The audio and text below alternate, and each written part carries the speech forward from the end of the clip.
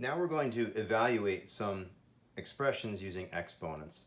And to review, this piece is known as the base, and it is the only piece that is taken as a factor multiple times. This number is known as the exponent, which tells you how many times the base itself is a factor. So we can evaluate 3 to the 4th power as 3 times 3 times 3 times 3.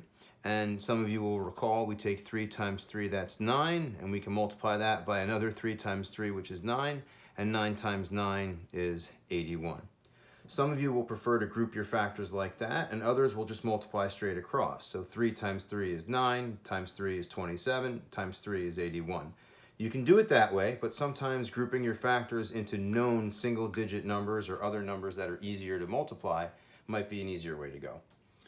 These two expressions both look the same, and you may even pronounce them the same if you were to read them. However, notice the difference. The base of this expression includes the negative number, whereas the base in this expression does not. So when you have an even power, these two expressions will have a different result. So in the first expression, negative 7 is the factor. So we would take negative 7 times negative 7, and negative times negative is positive, so this would come out to be a positive 49. Here, we're really taking negative 1 times 7 times 7. So we would do the 7 times 7 first, that would be 49, and then we would make it negative. So the bottom line with exponents is to be very aware of what the base is. It is the first thing that is immediately to the left of the exponent.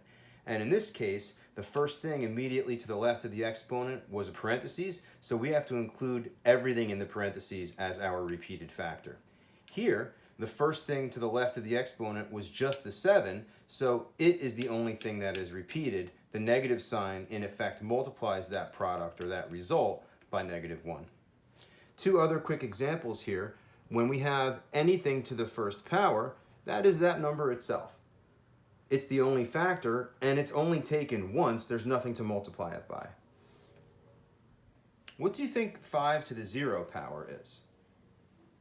Well, this means that 5 is a factor 0 times. It's not a factor at all.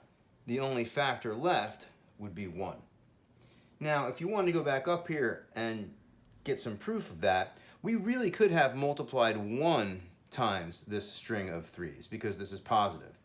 We could have multiplied a 1 out here times these string of 7's as well.